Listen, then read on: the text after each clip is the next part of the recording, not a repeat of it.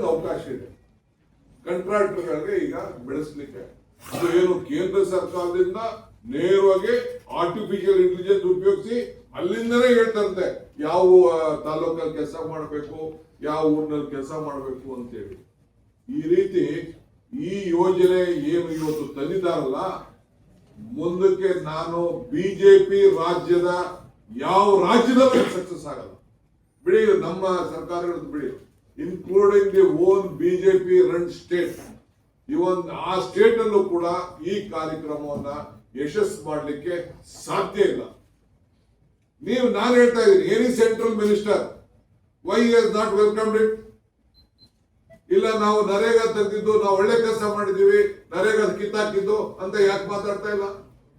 ಇಲ್ಲ ಈ ಯೋಜನೆನ ಯಾಕೆ ಅವರು ತಂದಿದ್ದು, ಒಳ್ಳೆ ಕೆಲಸ ಮಾಡ್ತಾ ಇದೀವಿ ಅಂತ ಯಾಕೆ ಇದನ್ನು ವಾದ ಮಾಡ್ತಾ ಇಲ್ಲ? ಇಷ್ಟೇ ಚರ್ಚೆ ಇದು. ಅದನ್ನ ನಮ್ಮ ಮುಖ್ಯಮಂತ್ರಿ ಹೇಳಿದ್ರು, ಇದು ಎಲ್ಲೂ ಕೂಡ ಚರ್ಚೆ ಆಗಿಲ್ಲ ಅನ್ನೋ ಇದನ್ನ ಈ ಸಂದರ್ಭ ಹೇಳಲಿಕ್ಕೆ ನಾನು ಬಯಸ್ತಾ ಇದ್ದೀನಿ. ನಾವು ಬೇರೆ ಬೇರೆ ನೀವು ನೋಡಿ, ನಾನು ನಿಮ್ಗೆ ಯಾಕೆ ಹೇಳ್ತಾ ಇದ್ದೀನಿ ಅಂದ್ರೆ, ಸೀಯಿಂಗ್ ಇಸ್ ಬಿಲೀವಿಂಗ್.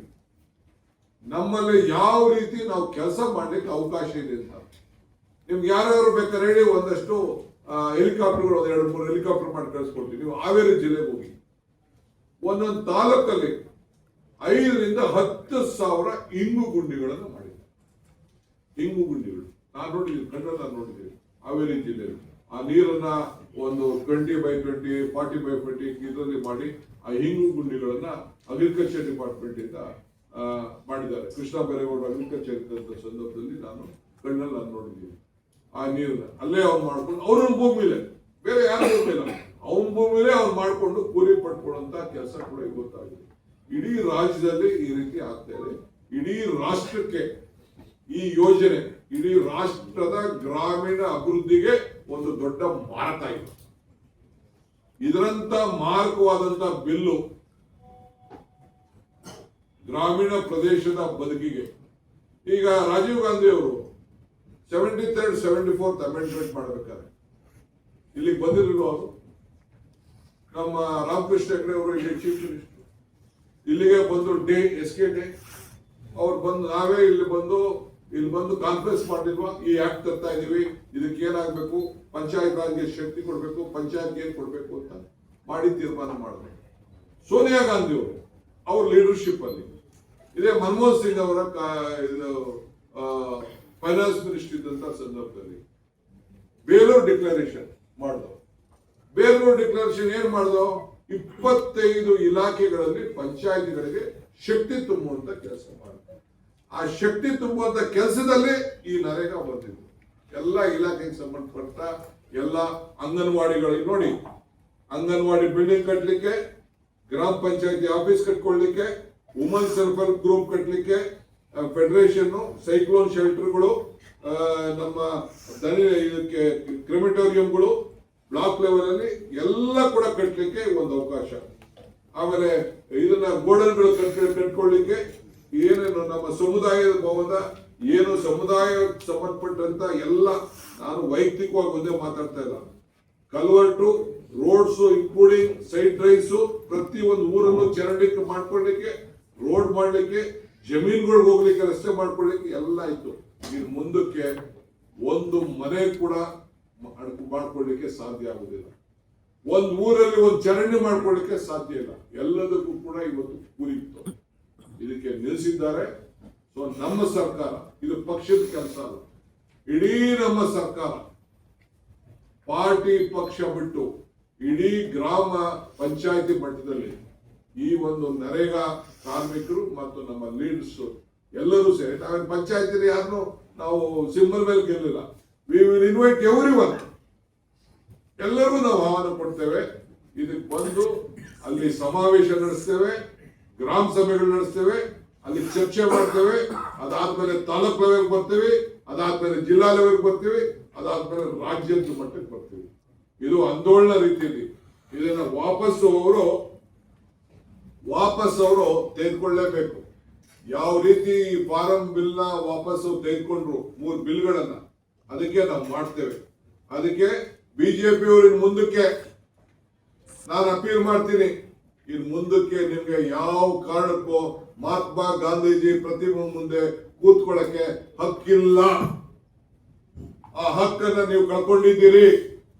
ನಿಮ್ಮ ಕಚೇರಿಗಳಲ್ಲಿ ಮಹಾತ್ಮ ಗಾಂಧೀಜಿ ಆಫೀಸನ್ನ ಫೋಟೋ ಹಾಕೊಳ್ಳಿಕ್ಕೂ ಕೂಡ ನಿಮ್ಗೆ ಹಕ್ಕಿಲ್ಲ, ಯೋಗ್ಯತೆನೂ ಇಲ್ಲ. ಅದನ್ನು ಕೂಡ ಇವತ್ತು ನೀವು ಕಳ್ಕೊಂಡಿದ್ದೀರಿ. ಅವ್ರ ಹೆಸರನ್ನ ತೆಗೆದ ಮೇಲೆ ನಿಮ್ಗೆ ಎಲ್ಲಿದೆ ಹಕ್ಕು? ಅವ್ರ ಹೆಸರನ್ನ ಪ್ರತಿಯೊಂದು ಗ್ರಾಮೀಣ ಪ್ರದೇಶದಲ್ಲಿ, ಒಂದು ಶಾಲೆಯಲ್ಲಿ, ಒಂದು ಗೌರ್ಮೆಂಟ್ ಆಫೀಸಲ್ಲಿ, ಎಲ್ಲ ಕಡೆನೂ ನಾವು ಹಾಕೊಂಡು ಮಹಾತ್ಮ ಅನ್ನೋ ಹೆಸರನ್ನ ನೀವು ತೆಗೆದಾಕಿದಿರಲ್ಲ. ಇದು ಮನುಷ್ಯತ್ವನ ನಿಮ್ಗೆ? ಸೊ ಅದಕ್ಕೆ ನೀವು ನೈತಿಕವಾದಂತಹ ಹಕ್ಕನ್ನ ಕಳ್ಕೊಂಡಿದ್ದೀರಿ. ಮಹಾತ್ಮ ಗಾಂಧೀಜಿ ಭಾಷಣ ಮಾಡೋದು ಬೇಡ, ಅವ್ರ ಊರನ್ನ ಹಾಕೋದು ಬೇಡ. ಅವ್ರ ಹೆಸರನ್ನ ಯಾರು ಒಬ್ಬ ಮಹನೀಯರು, ಈಗ ಜವಾಹರ್ಲಾಲ್ ನೆಹರು ಅವರ ಹೆಸರಿನಲ್ಲಿ ನಾವು ಮಕ್ಕಳ ಜಯಂತಿ ಅಂತ ಮಾಡ್ತಾ ಇದ್ದೇವೆ. ಡಾಕ್ಟರ್ ರಾಧಾಕೃಷ್ಣ ಅವರ ಜನ್ಮದಿನ ಟೀಚರ್ಸ್ ಅಂತ ನಾವು ಮಾಡ್ತಾ ಇದ್ದೇವೆ. ಚರಣ್ ಸಿಂಗ್ ಅವರ ಜನ್ಮದಿನ ನಾವು ನಮ್ಮ ರೈತರದ್ದು ಅಂತ ನಾವು ಮಾಡ್ತಾ ಇದ್ದೇವೆ. ಸೊ ಹಂಗೆ ಪ್ರತಿಯೊಂದು ಜಯಂತಿಗಳನ್ನ ನಾವು ಮಾಡ್ತಾ ಇದ್ದೇವೆ. ಅಂಬೇಡ್ಕರ್ ಅವರು ಹುಟ್ಟಿದ ದಿನ ನಾವು ಸಂವಿಧಾನದ ಬಗ್ಗೆ ಎಷ್ಟು ಗೌರವ ಕೊಡಬೇಕು ಅದನ್ನು ನಾವು ಮಾಡ್ತಾ ಇದ್ದೇವೆ. ಸೊ ಹಂಗೆ ಇವತ್ತು ಮುಂದಕ್ಕೆ ಬಿಜೆಪಿಯವರು ಯಾವ ಕಾರಣಕ್ಕೂ ಮಹಾತ್ಮ ಗಾಂಧಿ ಹೆಸರನ್ನ ದಯವಿಟ್ಟು ನಿಮ್ಮ ಮಾತಿನಂತೆ ನಡೀತಾ ಇದ್ದೀರಿ, ನಿಮ್ಮ ಸರ್ಕಾರದ ಆದೇಶದಂತೆ ಇದ್ದೀರಿ ಅಂತಂದ್ರೆ ದಯವಿಟ್ಟು ಈಗ ತೆಗೆದ್ಬಿಟ್ಟು ನಮ್ಗೆ ಗಿಫ್ಟ್ ಮಾಡಿ ಆ ಫೋಟೋಗಳನ್ನ ಕಳಿಸ್ಕೊಡ್ತೀವಿ, ನಾವು ಇಟ್ಕೊಳ್ತೀವಿ. ನಾವು ಮನೆಗೂ ನಾವು ಹಂಚ್ಕೊಳ್ತೀವಿ. 100 ವರ್ಷ ಆಗಿದೆ ರೀ. 100 ವರ್ಷ ಮಹಾತ್ಮ ಗಾಂಧೀಜಿಯವರು ಈ ದೇಶದ ಸ್ವಾತಂತ್ರ್ಯದ ನಾಯಕತ್ವವನ್ನು ವಹಿಸಿ 100 ವರ್ಷ ಆಗಿದೆ. ಆ 100 ವರ್ಷದ ಸಂಭ್ರಮ ಆಚರಣೆ ಮಾಡಂತ ಸಂದರ್ಭದಲ್ಲಿ ಅವ್ರ ಹೆಸರನ್ನ ತೆಗೆದು ಅವ್ರನ್ನ ಹೆಸರಿಗೆ ಕೊಲೆ ಮಾಡ್ತಾ ಇದ್ರಲ್ಲ, ಇದಕ್ಕಿನ್ನ ಈ ದೇಶದ ಇತಿಹಾಸದಲ್ಲಿ ಮಾಡಿದಂತ ಅವಮಾನ ಇನ್ನೊಂದಿಲ್ಲ ಅಂತ ಹೇಳಲಿಕ್ಕೆ ನಾನು ಬಯಸ್ತಾ ಇದ್ದೇನೆ. ಇದಕ್ಕೆ ಈ ಹೋರಾಟ ಪಕ್ಷ ಭೇದವನ್ನು ಮರೆತು ನಮ್ಮ ಹೋರಾಟವನ್ನು ರೂಪಿಸ್ತೇವೆ. ಯಾರು ಜಾಯ್ನ್ ಆಗ್ಬೋದು, ಆದ್ರೆ ಹಳ್ಳಿ ಪ್ರದೇಶದ ಜನರ ಬದುಕಿನಲ್ಲಿ ಇವತ್ತು ಒಂದು ದೊಡ್ಡ ಆಘಾತ ಉಂಟಾಗಿದೆ. ಇದರ ವಿರುದ್ಧ ವಿಶೇಷವಾಗಿ ಮೀನುಗಾರಿಗೂ ಕೂಡ ಪಾಪ ಮೀನುಗಾರಿಕೆ ನಮ್ಮ ಕರಾವಳಿ ಪ್ರದೇಶ ಅವರಲ್ಲೂ ಕೂಡ ಮೀನುಗಾರಿಕೆ ರೈತರು ಕೂಡ ಯಾರು ಮೀನುಗಾರಿಕೆ ಮಾಡ್ತಾ ಇದ್ರು ಅವರು ಕೂಡ ಕೂಲಿ ತೆಗೆದುಕೊಳ್ಳುವಂತ ಒಂದು ಅವಕಾಶ ಇತ್ತು. ನಾನು ಪ್ಲಾಂಟೇಶನ್ ಮಾತಾಡಕ್ ಹೋಗ್ತೇನೆ, ಪ್ಲಾಂಟೇಶನ್ ಅಲ್ಲೂ ಕೂಲಿ ಮಾಡ್ಕೊಳಕ ಇತ್ತು. ಈಗ ಇಡೀ ರಾಜ್ಯದಲ್ಲಿ ಅವರು ಕೂಲಿ ನಗರಗಳಲ್ಲಿ ಬಿಟ್ಟು ಗ್ರಾಮೀಣ ಪ್ರದೇಶದಲ್ಲಿ ಮಾಡ್ಕೊಳ್ಳುವಂತ ಅವಕಾಶ ಇತ್ತು. ರಾಜಸ್ಥಾನದಲ್ಲಿ ನಗರದಲ್ಲೂ ಆಗ್ಬೇಕು ಅಂತ ಕಾಂಗ್ರೆಸ್ ಪಕ್ಷ ಸರ್ಕಾರ ಒಂದು ಕಾನೂನು ತೆಗೆದುಕೊಳ್ಬೇಕು. ಸೊ ಅದರಿಂದ ನಾನು ಜಾಸ್ತಿ ಮಾತಾಡಕ್ ಹೋಗೋದಿಲ್ಲ. ಮುಖ್ಯಮಂತ್ರಿಗಳು ರಾಯಚೂರಿಗೆ ಹೋಗ್ಬೇಕಾಗಿದೆ. ಸೊ ಅದರಿಂದ ಈ ವಿಚಾರದಲ್ಲಿ ನಮ್ಮ ಪಕ್ಷ ಮತ್ತು ಸರ್ಕಾರ ಜೊತೆ ಸೇರಿ ಈ ಹೋರಾಟವನ್ನ ತೆಗೆದುಕೊಂಡು ಹೋಗ್ತಾರೆ ಅನ್ನೋ ಮಾತನ್ನ ಈ ಸಂದರ್ಭದಲ್ಲಿ ಹೇಳಲಿಕ್ಕೆ ನಾನು ಬಯಸ್ತಾ ಇದ್ದೇನೆ.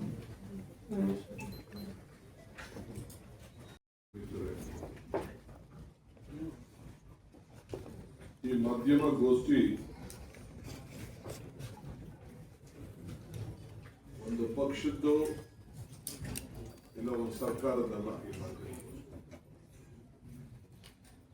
ಇಡೀ ರಾಜ್ಯದಲ್ಲಿ ಇರುವಂತ ಎಲ್ಲ ಕೂಲಿ ಕಾರ್ಮಿಕರ ಬದುಕು ಜೊತೆಗೆ ಗ್ರಾಮೀಣ ಪ್ರದೇಶದ ಅಭಿವೃದ್ಧಿ ವಿಚಾರದಲ್ಲಿ ಕಳೆದ 20 ವರ್ಷದಿಂದ ಏನು ನಮ್ಮ ಹಳ್ಳಿಯ ಜನ ದುಡಿದು ಬೆವರು ಸುರಿಸಿ ಆ ಊರನ್ನ ಅಭಿವೃದ್ಧಿ ಮಾಡ್ತಾ ಇದ್ರು ಮತ್ತು ವೈಯಕ್ತಿಕವಾದಂತ ಅವರ ಬದುಕಿನಲ್ಲಿ ಒಂದು ಶಕ್ತಿ ತುಂಬುತ್ತಾ ಇತ್ತು. ಅದಕ್ಕೆ ಇವತ್ತು ಒಂದು ಕೊನೆ ಇತಿಹಾಸವನ್ನ ಎಳೆದಿದ್ದಾರೆ. ನನಗೆ ಆಶ್ಚರ್ಯ ಆಗ್ತದೆ. ನಾನು ಬಿಜೆಪಿ ಎಲ್ಲ ಸ್ನೇಹಿತರಿಗೆ ನಾನು ಕೇಳಲಿಕ್ಕೆ ಬಯಸ್ತೇನೆ, ಇಲ್ಲ ನೀವು ಇದನ್ನ ಸ್ವಾಗತ ಮಾಡಬೇಕಾಯ್ತು, ಇಲ್ಲ ನೀವು ಇದನ್ನ ಖಂಡಿಸಬೇಕಾಯ್ತು. ಎರಡೂ ಕೂಡ ಮಾಡಿಲ್ಲ. ಇಲ್ಲ ಏನು ನಿಮ್ಮ ಕೇಂದ್ರ ಸರ್ಕಾರ ಮಾಡಿದೆ ಇದು ಮಾಡಿರೋದು ಸರಿ ಅಂತ ನೀವು ಹೇಳ್ಬೇಕಾಗಿತ್ತು. ಇಲ್ಲ ನರೇಗಾ ಯೋಜನೆಯನ್ನ ತೆಗೆದಾಕಿರೋದು ಸರಿ ಅಂತ ಅವರು ಹೇಳ್ಬೇಕಾಯ್ತು, ಇಲ್ಲ ತಪ್ಪು ಅಂತ ಹೇಳ್ಬೇಕಾಯ್ತು.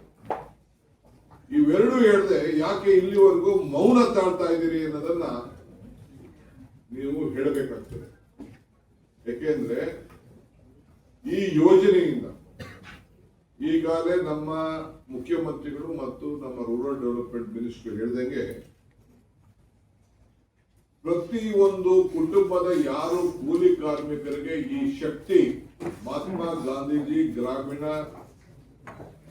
ಉದ್ಯೋಗ ಖಾತ್ರಿ ಯೋಜನೆ, ಈ ಯೋಜನೆಯಲ್ಲಿ ಪ್ರತಿಯೊಬ್ಬರ ವೈಯಕ್ತಿಕವಾದಂತ ಬದುಕಿನಲ್ಲಿ ತಾನು ಮಾಡಿದಂತ ತನ್ನ ಮನೆ ಕಟ್ಕೊಳಕ್ಕೆ ಕೇಂದ್ರ ಸರ್ಕಾರ ಆಗಲಿ ರಾಜ್ಯ ಸರ್ಕಾರ ಆಗಲಿ ಕೊಟ್ಟಂತ ಮನೆ, ಆಶ್ರಯ ಮನೆ, ಇಂದಿರಾ ಆವಾಸ್ ಮನೆ, ಅಂಬೇಡ್ಕರ್ ಮನೆ, ಬಸವ ಜಯಂತಿ ಮನೆ, ಆ ಮನೆಯಲ್ಲಿ ತಾನೇ ಕೂಲಿ ಮಾಡಿಕೊಂಡು ಕಟ್ತಾ ಇರೋಂಥ ಸಣ್ಣ ಮನೆಗೆ ತಾನೇ ಕೂಲಿ ತೆಗೆದುಕೊಳ್ಳುವಂತ ಶಕ್ತಿ ಇವತ್ತು ಮನಮೋಹನ್ ಸಿಂಗ್ ಅವರ ಸರ್ಕಾರ, ಕಾಂಗ್ರೆಸ್ ಸರ್ಕಾರ, UPA ಸರ್ಕಾರ ಕೊಟ್ಟಿದೆ.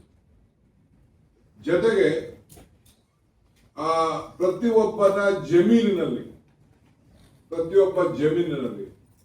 ಜಮೀನ್ ಮಟ್ಟ ಮಾಡ್ಕೊಳ್ಳಿಕ್ಕೆ, ಇಂಗು ಗುಂಡಿ ತೋಡ್ಕೊಳ್ಳಿಕ್ಕೆ, ಇಲ್ಲ ಏನಾದ್ರು ಒಂದು ಗಿಡಗಳನ್ನ ಇದಕ್ಕೆ ರೇಷ್ಮೆ ಹಾಕ್ಲಿಕ್ಕೆ, ಮಾವಿನ ಗಿಡ ಹಾಕೊಳ್ಳಿಕ್ಕೆ, ಇಲ್ಲ ಯಾವುದೇ ಆಗ್ಲಿ ಅವ್ರ ವ್ಯವಸಾಯ ಮಾಡ್ಕೊಳ್ಳಿಕ್ಕೆ, ಅವರ ವ್ಯವಸಾಯ ಮಾಡ್ಕೊಳ್ಳೋದಕ್ಕೂ ಕೂಡ ಅವನಿಗೆ ಕೂಲಿಯನ್ನ ಪಡ್ಕೊಳ್ಳಿಕ್ಕೆ, ಅದನ್ನ ರಿಜಿಸ್ಟರ್ ಮಾಡಿಬಿಟ್ಟು ಕೂಲಿಯನ್ನ ಪಡ್ಕೊಳ್ಳಿಕ್ಕೆ ಒಂದು ಅವಕಾಶ ಇದೆ.